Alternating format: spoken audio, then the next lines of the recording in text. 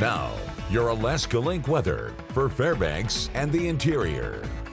We across the interior have had a fairly seasonable snow season so far, as we note that our total for the season is just shy of 60 inches, which has a little bit of a surplus there when it comes down to the departure from average, with a little bit of a deficit for this month. But what we will continue to monitor is how much more additional snowfall we have as we get closer to the melting season. But with us staying near normal, we'll keep an eye on those river level changes. We still have a snowpack that is upwards of 2 feet, so we still have a lot of work to do, but we are noting that we have some sunshine here that's going to continue to hold on to our forecast. We have been a little cooler here into this week, but we will be noting that there is some turnaround being monitored. Now into our Wednesday morning low temperatures are expected to fall below zero nearly across the entire interior, with as we have Nenana down to 5 below, we are seeing McGrath down to 1 below, Tanana down to 5 below, and Fairbanks down to 6 below. We'll note as we head into our Wednesday, though, we are seeing that after some clear skies will greet us to start off the day, there is a few flakes that will be monitored into Thursday. Most of this expected to be absorbed into the Alaska range, but can't rule out some of our local interior communities maybe seeing a few of those flakes fly.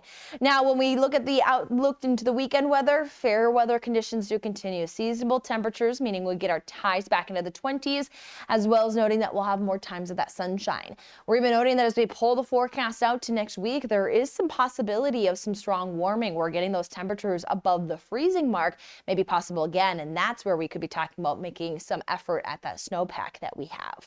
But here with what we're seeing as we head into our Wednesday is that we're generally seeing that clear skies will be the main weather feature. Nothing looking expected to become completely overcast for the entire day, but there may be some waves of energy that will bring in some of those more flurry-like conditions, and noting that areas of the range may be a bit cloudier as some of that moisture lifts in. But when we look at the potential accumulation, we aren't noting much when it comes down to any accumulation for some of our communities, more just seeing that that moisture gets pulled right into the range, and then we are noting drying conditions out for most of the region.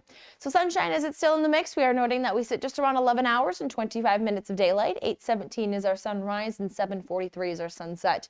As we have a few of those flurries found across the region, most of our locations stay with high temperatures into the teens. We have Chino Hot Springs at 15 degrees, Delta Junction at 20 degrees, Denali National Park at 17, Tanana at 14 degrees.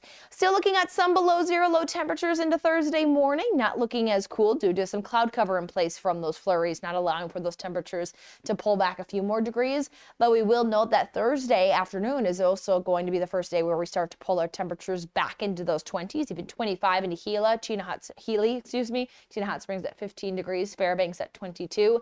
And once we reach that 22-degree threshold, we continue to carry those 20s with some fair weather conditions through the weekend and watching some warming for next week.